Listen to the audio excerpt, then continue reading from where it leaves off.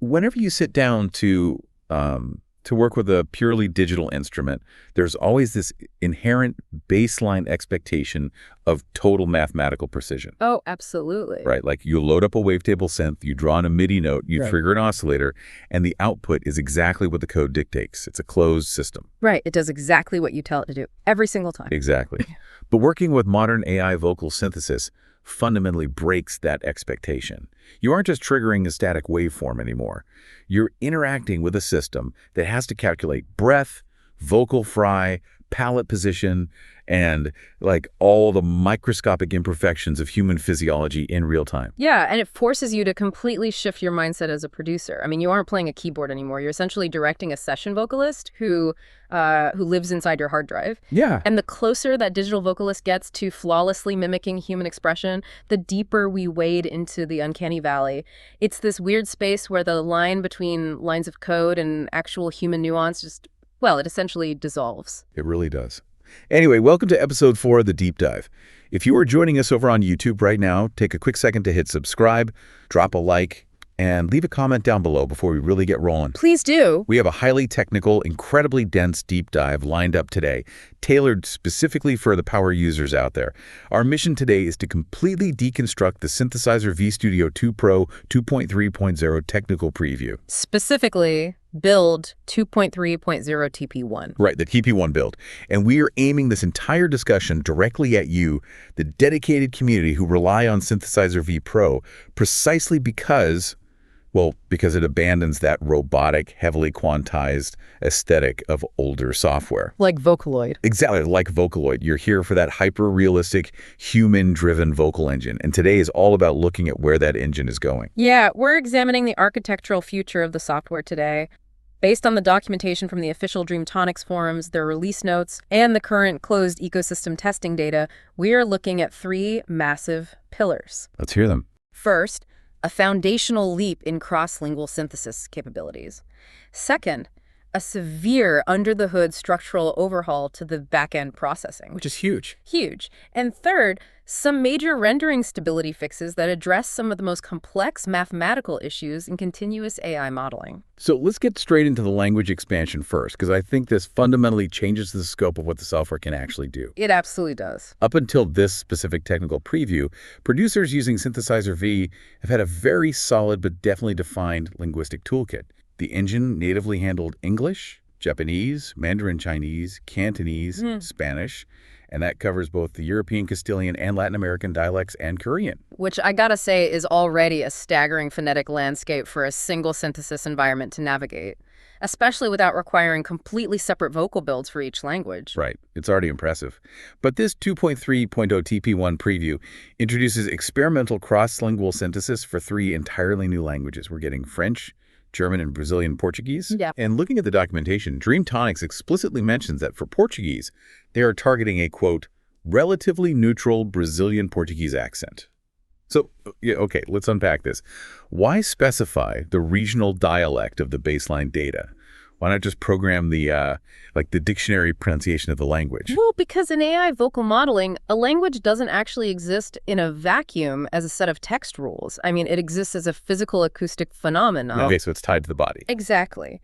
When you build a cross-lingual synthesis engine, you are essentially forcing a neural network to map a new set of phones, which are the distinct sounds that make up words, onto a vocal tract model that wasn't originally trained on them. So if you have a voice bank that was primarily trained on, say, a native English speaker, the AI understands how that specific singer shapes their mouth for an O sound or an S sound. Precisely. It knows the physics of that specific virtual mouth. But French, German, and Portuguese introduce entirely new physical mechanics.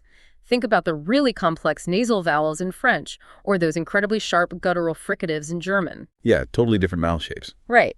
The AI has to learn how to mathematically simulate the physics of a native English vocal tract executing those unfamiliar movements. And to do that, you have to establish a strict phonetic baseline. So it needs a reference point. Yes. If Dreamtonics didn't anchor the Portuguese synthesis to a specific neutral Brazilian accent, the AI wouldn't have a stable true north. It would be trying to map phones to a moving target, you know? It would constantly be drifting between the broader vowel shapes of Portugal and, say, the more rhythmic cadences of Rio de Janeiro. Wow, okay. That makes me think of, like, a session vocalist who has incredible pitch and tone, but they only speak English. Yep. And you hand them a piece of sheet music with lyrics written in phonetically complex dialect they don't know at all. Yeah, that's exactly what it's like. They have to read the phonetic transliteration and physically mimic the mouth shapes on the fly. They might hit the notes perfectly, but the actual articulation is going to rely heavily on whatever phonetic reference guide you gave them to read. That is an excellent way to conceptualize it. The AI is basically sight-reading the phonetics based on a set of mathematical rules. But if the engine is just learning these new phones right now in this experimental preview, doesn't that mean the voices might sound a bit like tourists rather than native speakers? Like if I type a French phrase into a voice bank that has never spoken French, is it going to have a glaring English accent? Oh, it is a certainty. And to be fair, Dreamtonics is totally transparent about the fact that this is an evaluation phase. The current phoneme sets and the internal notation systems for French, German, and Portuguese in this build lack feature maturity. They're still rough. Very rough. The engine is still actively learning how to transition smoothly between a French nasal vowel and a hard consonant without dropping the emotional timbre of the voice bank. So during this technical preview, you are definitely going to encounter moments where the phonetic translation feels mechanical. Or where the native accent bleeds through. Exactly. The native accent of the original voice bank will bleed heavily into the target language. The AI is mapping the emotional performance data onto a phonetic grid that is literally actively being constructed beneath it. Which naturally leads to the biggest point of contention in the community right now. I mean, everyone sees French, German, and Portuguese support, and their mind immediately goes to their favorite specific singers. Oh, I know where you're going with this. Right. We're talking about the massive third-party voice banks, the ones from Eclipse Sounds like Solaria, Asterion, Saros, Neil, or Audiology's voices like Henri and June. A producer sees this update and immediately wants to track like a German industrial metal song using Asterion's deep bass vocals. But they can't, can they? No, they can't. Third-party implementation is completely locked out of this phase, and that is due to a very strict but necessary software development rollout. They operate on a 3-tier system. Okay, lay out the tiers for us. Tier 1 is what we are looking at right now. That's the core engine update being finalized internally by Dreamtonics in this 2.3.0 TP1 build. Got it.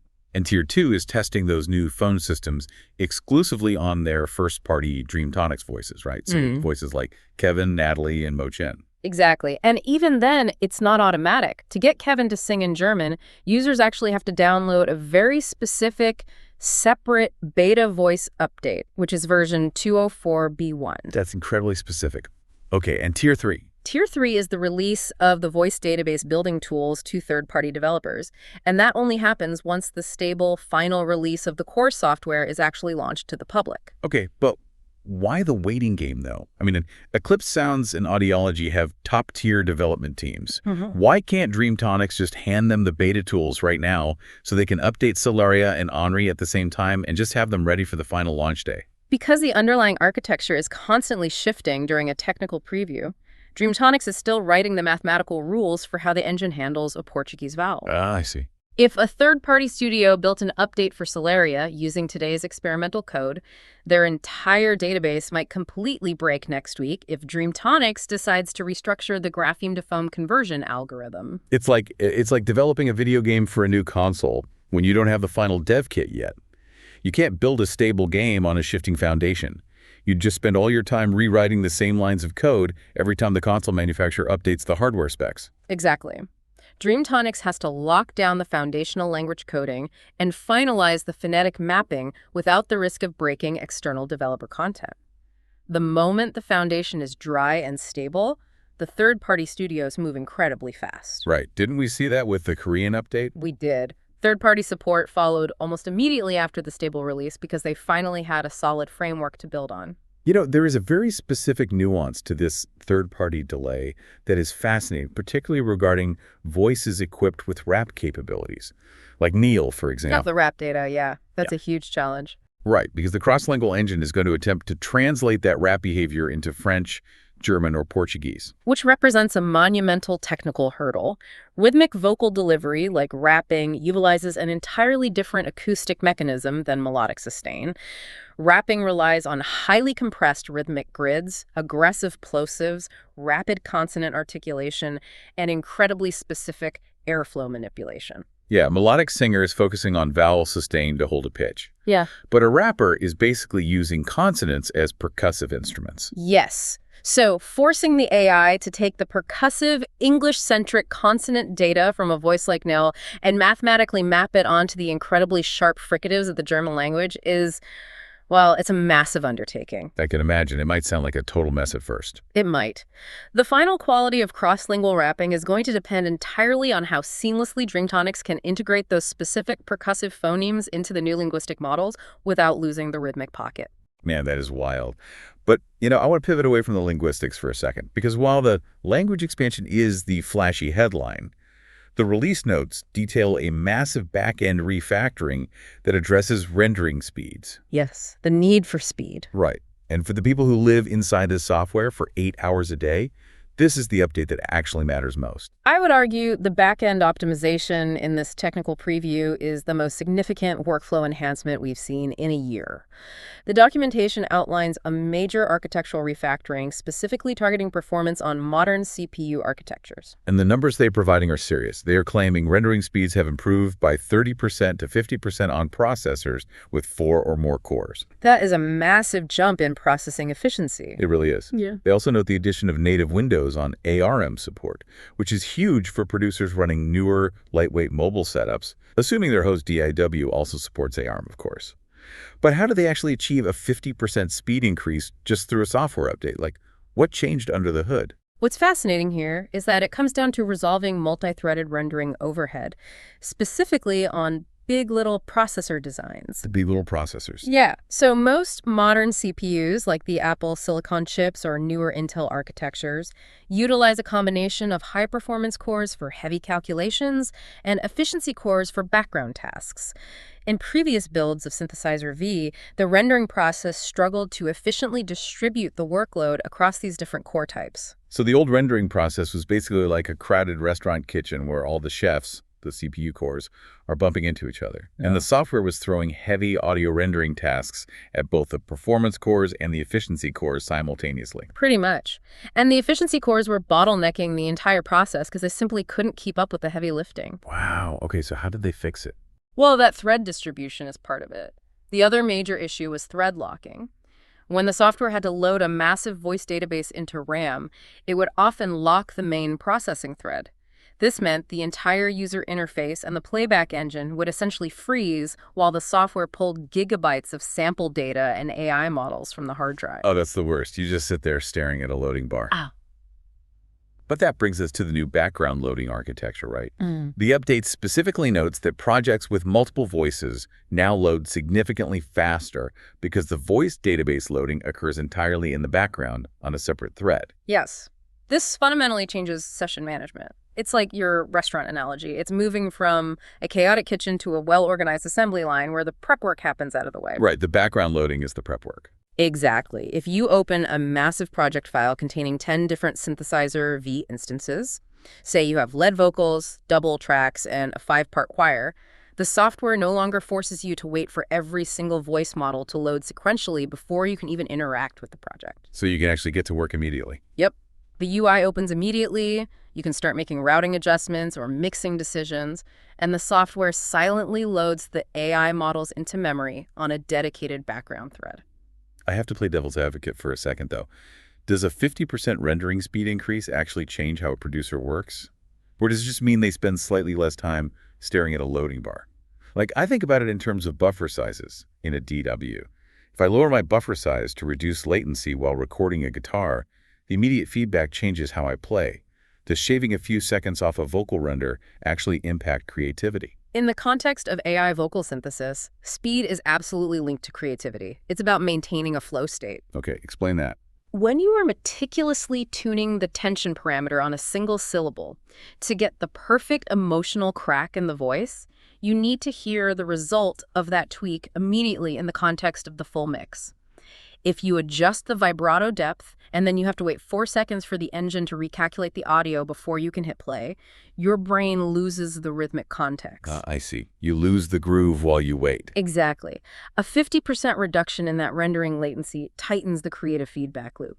It encourages producers to make bolder, more experimental parameter changes because the penalty of waiting is essentially removed. That makes total sense. You want the software to feel like a piece of hardware. You want Yeah. to turn a knob and instantly hear the filter sweep. Right. But, speed means nothing if the output is unreliable. Yeah. Which leads perfectly into what I think might be the most crucial fix introduced in this preview.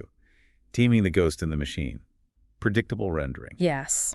Dreamtonics has finally addressed a long-standing, critical issue regarding rendering stability and error propagation. Let's really lay out the symptoms of this bug first so people understand what was actually happening to their files. Historically, producers would encounter situations where making a tiny, microscopic adjustment to a note position, maybe nudging a MIDI block forward by 5 milliseconds, would cause massive, completely unintended variations in the pitch, the timbre, and the volume of the vocal render later down the timeline. It was incredibly frustrating. A producer would have a perfectly tuned vocal take. They would decide to slightly adjust the timing of one word in the first chorus, and suddenly the lead vocal in the second verse would experience a bizarre volume dip. Yeah, or the singer would suddenly sound totally out of breath on a sustained note that hadn't even been touched. Exactly. Here's where it gets really interesting, though. Yeah. Sometimes the vocal quality would change depending purely on where the playback cursor was located when the render started. Like, if you bounced the track from measure 1, it sounded perfect. But if you bounced it from measure 8, the vocal tone completely degraded. Which is a nightmare for mixing. It's a total nightmare. The release notes state they fixed this by carefully analyzing error propagation within the voice synthesis model and implementing targeted design adjustments to ensure reproducible results. Yeah. So what exactly is error propagation in an AI model like this? Well, think about how continuous AI modeling works. The neural network is not just looking at a single note in isolation. It is constantly analyzing the preceding audio, the current parameters, and the upcoming phonetic data to calculate smooth, human-like transitions in the vocal tract. It operates on a cascading mathematical chain. Okay. Previously, a microscopic mathematical discrepancy at the start of a calculation could influence the variables for the next calculation. So if I start playback from measure 8 instead of measure 1, the AI doesn't have the preceding 7 measures of mathematical context, so it slightly alters the starting calculation for measure 8, and then that tiny error just snowballs. Exactly. It's like the butterfly effect. Yeah. Moving a MIDI note by 1 millisecond causes the singer to suddenly lose their breath 3 measures later. Or, it reminds me of running an audio signal through a chain of 5 analog delay pedals. If the first delay pedal's timing is off by just 1 millisecond, it feeds that error into the second pedal, which amplifies it, feeds it into the third, and by the time the signal hits the 5th pedal, the entire rhythm is a phase-canceled train wreck. That is a brilliant analogy. The phase cancellation represents the audio artifacts users were hearing. By analyzing how those microscopic calculation errors were propagating down the timeline, Dreamtonics was able to implement structural changes that essentially compartmentalized the math. They halted the snowball effect. Oh my God. Yeah. Now, regardless of where you place the playback cursor or what adjustments you make to surrounding notes, the mathematical generation of a specific phonetic block remains deterministic and completely stable. But wait, I have to challenge you on this. I have a philosophical question. Okay, let's hear it. Synthesizer V's entire selling point is that it's the most human-sounding vocal engine on the market, right? Yeah. But real human singers are never perfectly deterministic. A session vocalist is never going to sing a phrase with the exact same microscopic breath patterns and pitch drifts twice in a row. So, isn't a little bit of unpredictable mathematical variation technically more realistic? Why do producers demand perfect, identical reproducibility from a tool designed to simulate human imperfection? Because in a professional audio engineering environment, reproducibility is the absolute holy grail. You are absolutely right that a human varies, but Synthesizer V is not the human, it is the instrument. The producer is the one dictating the performance. Right, you're playing the AI. Exactly. If a mix engineer spends 6 hours meticulously writing the faders, dialing in multi-band compression, and setting the exact decay times on the vocal reverbs based on a specific render of the AI vocal, they need that vocal to remain identical when they finally bounce the master track.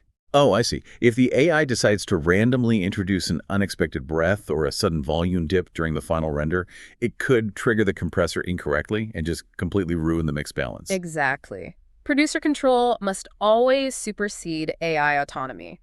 If a producer wants human variation, they will manually automate the tension, breathiness, and pitch deviation parameters to create that imperfection. They do not want the software making unprompted structural decisions in the background.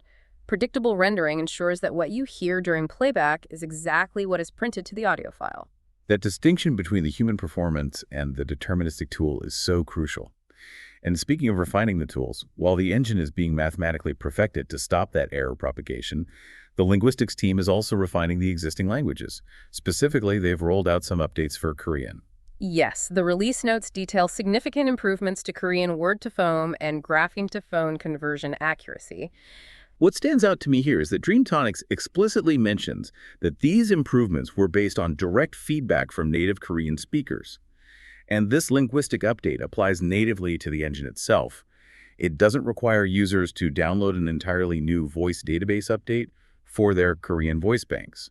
It highlights the difference between refining an established language model versus building a new one from scratch, like they're doing with the French or German models. The Korean phonetic architecture in the software is already feature mature, so they're simply refining the dictionary interpretation engine. Right. It's like a patch in a video game that fixes a character's stats immediately, whereas the new languages are entirely new DLC still in beta. That's a good way to look at it. But this Korean update is really just one piece of a massive suite of quality of life, or QoL improvements included in this technical preview. Oh, let's really dig into these quality of life enhancements, because honestly, these are the tiny changes that save a producer hours of tedious clicking over the course of a massive project. First up, they have completely overhauled the music XML integration. Yeah, that was needed. The software now properly supports repeat signs. It reads mid-measure tempo changes accurately, and if you import a blank score, it will automatically fill the notes with default lyrics. The inclusion of mid-measure tempo changes is vital for producers working in, say, orchestral or progressive rock genres, where strict grid quantization is often abandoned for flowing rubato tempos. But the workflow update that is going to absolutely change my life is the new cross-instance project data copy and pasting capability. Oh, that is a massive workflow friction point that has finally been resolved. Explain how tedious this was previously, just for context for the listeners. Say you're sketching out a vocal melody using the standalone Synthesizer V application on your laptop because it's fast and lightweight. You get the melody perfect. Now you open up your main DAW, let's say Ableton or Pro Tools, and you load up the Synthesizer V plugin version to actually mix the track. How'd you get that data across before? Historically, it was a multi-step export and import process. You would have to save the project file in the standalone app, navigate to your file browser, open the plugin inside your DAW, locate the saved project file, and import it. It pulled you completely out of the creative process. It's so clunky. Very. Now, the software utilizes a unified clipboard. You can simply highlight the vocal data in the standalone app, copy it, and paste it directly into the plugin instance running inside your DAW. It also works seamlessly between multiple separate plugin instances running on different tracks within the same DAW session. It effectively removes the barrier between the sketchpad and the final canvas. I love that. And they've added several other workflow smoothers too. During MIDI recording, the software now automatically extends the group boundary so you don't accidentally clip your recording if you play past the loop brace. Which used to happen all the time. Right. Also, you can now deselect individual automation points simply by holding the Control or Command key and clicking them, which is just standard DAW behavior that was sorely missing here. They also refined the lyric entry system. The software now recognizes consecutive spaces as a single note separator. This prevents the engine from generating blank microscopic phonetic blocks if you accidentally double-tap the spacebar while typing lyrics. Oh, that used to drive me crazy. And finally, the most requested, agonizingly overdue feature: crucial file overwrite warnings. The amount of destructive editing disasters that will be prevented by this one prompt cannot be overstated. Truly, if you are exporting a vocal stem to a folder and a file with that exact name already exists, the software will finally pause and warn you before it completely paves over your previous render. It is a tiny UI addition, but it represents a massive shift towards professional, non-destructive workflow safety. If you group all these small workflow changes together, cross-instance pasting, the overwrite warnings, the automation deselection, it paints a clear picture. Dreamtonics is actively listening to user friction points. They aren't just focused on high-level AI acoustics. They are watching how producers actually click their mice and navigate the interface, and they are optimizing the physical interaction with the software. It's a really great balance. The new French, German, and Portuguese languages are the bleeding-edge experimental research. The Korean grapheme updates are the engine refinements. And these QL updates are the pure practical utility fixes. Which is exactly why we need to have a very serious conversation right now about the bleeding edge and the risks of utilizing this build. Yes. I need to pause and issue a massive glaring warning right now. Listen to me very carefully. With all these incredible features, you might be tempted to instantly upgrade and use this build for your next big commercial release. Do not do that. Absolutely do not do that. It is imperative that users understand the specific terminology Dreamtonics uses. This is a technical preview. It is not a standard beta program. Right. In their official announcement, they state that they are evaluating major changes in parallel that lack, quote, feature maturity.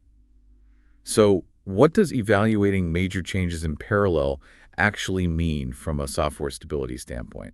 It means they are essentially ripping up the floorboards while simultaneously trying to rewire the electrical system and install new plumbing. They are introducing foundational changes to the rendering architecture, the multi-threading logic, and the phonetic notation systems all at the exact same time. That sounds incredibly unstable. It is. They are doing this to observe how these massive structural shifts interact with one another in a real-world testing environment. Because these systems are interacting in untested ways, the potential for catastrophic software failure, project corruption, or severe audio artifacting is exceptionally high. And there is one specific risk detailed in the release notes that should terrify any professional producer. Dreamtonics explicitly states that there is absolutely no guarantee of foam compatibility between this 2.3.0 TP1 technical preview and the final stable release. This is the critical danger. If we connect this to the bigger picture, you have to understand that if you open a project file in this technical preview, the software translates your vocal data using the current experimental phonetic architecture. Okay, let's walk through a nightmare scenario so people truly understand the gravity of this. Let's say you're a producer and you decide to use this technical preview to write a complex vocal arrangement using the experimental French engine. Okay. You spend a week meticulously tuning the vocal track. You draw in precise pitch bends for the French nasal vowels, you automate the breathiness on the fricatives, and you lock the timing of the consonants perfectly to your drum grid. You've invested 40 hours of grueling labor into this one vocal track. You save the project. A month goes by, and Dreamtonics releases the final, stable 2.3.0 version. You update your software. You excitedly open your French vocal project.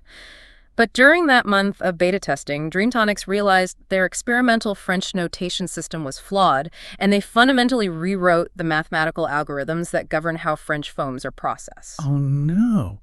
So what does this all mean? What happens to your 40 hours of tuning data? It becomes orphan data. The software tries to map your meticulously drawn pitch bends and timing adjustments onto a phonetic architecture that simply no longer exists. So it just breaks. Completely. The vocal track will either fail to render entirely, throwing continuous error messages, or it will render completely incorrectly, with pitch bends triggering on the wrong syllables and the vocal timing completely falling apart. Your 40 hours of work are permanently destroyed. It's the equivalent of, it's like building a house on a foundation made of wet concrete that the architects are still actively redesigning. Or spending weeks mixing a song on an analog console, taking meticulous notes on exactly where every EQ knob is positioned, and then coming back the next day to find that the studio owner completely swapped out all the hardware. Your recall notes are totally useless. That is the exact reality of working within a technical preview that lacks foam compatibility guarantees. So treat this build as an isolated playground. It is essentially a sandbox designed for you to test the future of vocal synthesis today. Play with the new languages, experience the multi-threaded rendering speeds, and test the cross-instance pasting. But do not save over your master project files, and absolutely do not use this build to bounce final stems for a commercial release yet. Wait for the foundation to cure. And if you are going to use the playground, please participate in the process responsibly. Dreamtonics needs the community to stress test these parallel changes. When you inevitably encounter a bug, use their official Zendesk support ticket system. Right, don't just complain on Reddit. Exactly. The developers explicitly request that you specify version 2.3.0 TP1 in your ticket, and more importantly, they need you to attach the specific project files that trigger the bug. Posting a vague complaint on the forum doesn't help them isolate the mathematical error propagation. They need the hard data to replicate the crash. That is exactly how we push the technology forward. So, here is our call to action for you today.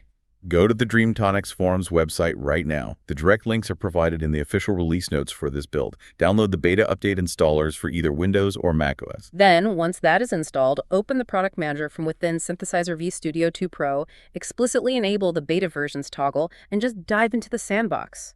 Try it out for yourself. See how that background voice loading fundamentally alters your session workflow.